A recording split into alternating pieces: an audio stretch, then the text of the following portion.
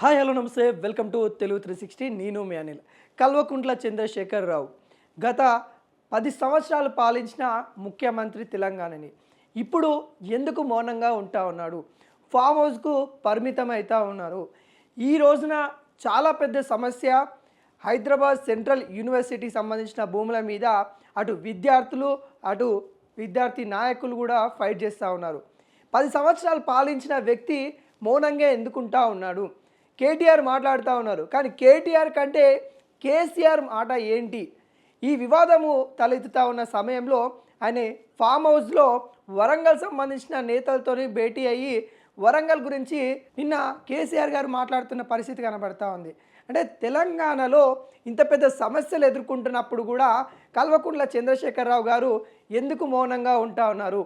అంటే తెలంగాణ ప్రజలు హైడ్రా పేరు మీద గందరగోళమైనప్పుడు రాలేదు, మూసీ ప్రక్షాళన పేరిట కాంగ్రెస్ చేస్తున్నప్పుడు అప్పుడు కూడా మౌనంగా ఉన్నారు.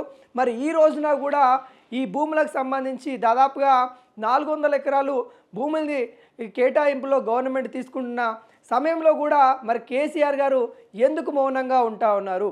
ఈ ఫామ్ హౌస్కు పరిమితం ఎందుకు అయిపోయారు? ఇప్పుడు తెలంగాణ ప్రజలు కూడా save the Hyderabad central university అన్నట్టుగా చాలామంది చెప్తా ఉన్నారు, మాట్లాడుతూ ఉన్నారు.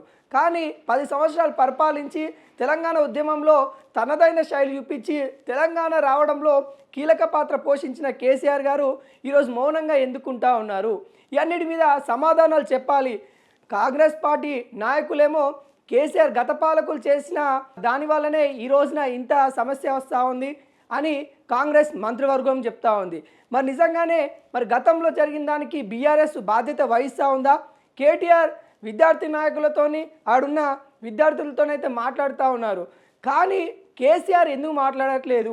ఇక నేను వస్తున్నా చూసుకోండి, వరంగల్లో 27వ తారీఖు ఎలకతుర్తిలో మీటింగ్ పెడతా ఉన్నట్టు కూడా తెలుస్తూ ఉంది.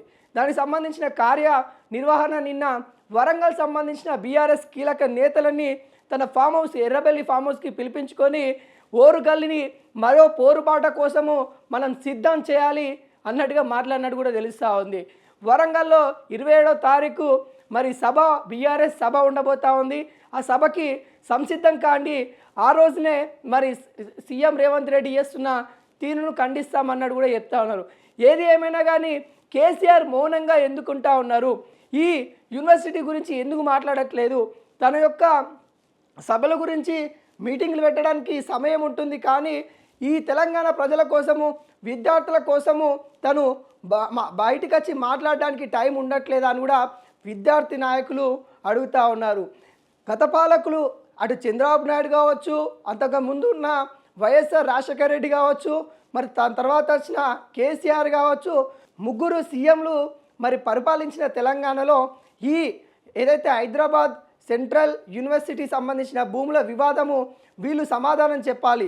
ప్రస్తుతం మనకి అవైలబుల్ ఉన్న మాజీ సీఎం కల్వకుంట్ల చంద్రశేఖర్ గారు 10 సంవత్సరాలు పాలించింది కాబట్టి ఆ భూముల మీద క్లారిటీ ఇవ్వాలి. క్లారిటీ ఇవ్వని పక్షాన అటు మరి గత పాలకులు చేసిన తప్పు వల్లనే భావిస్తూ ఉన్నారు.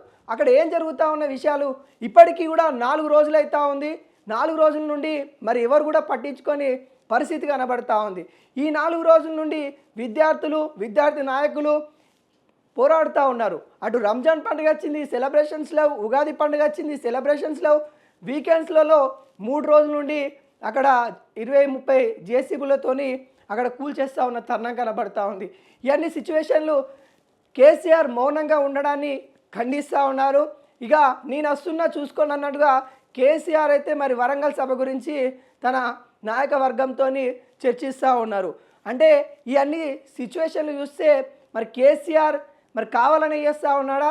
మరి కేసీఆర్ మరి ఎందుకు మౌనంగా ఉంటారన్నట్టుగా కొంత వర్గాలు ఖండిస్తూ ఉన్నాయి. మరి దీనిపైన 27వ తారీఖు ఎలకతుర్తిలో మరి బీఆర్ఎస్ సభలో ఎటువంటి వ్యాఖ్యలు చేయనున్నట్టుగా ఆసక్తికరంగా ప్రజలు ఎదురు చూస్తూ ఉన్నారు.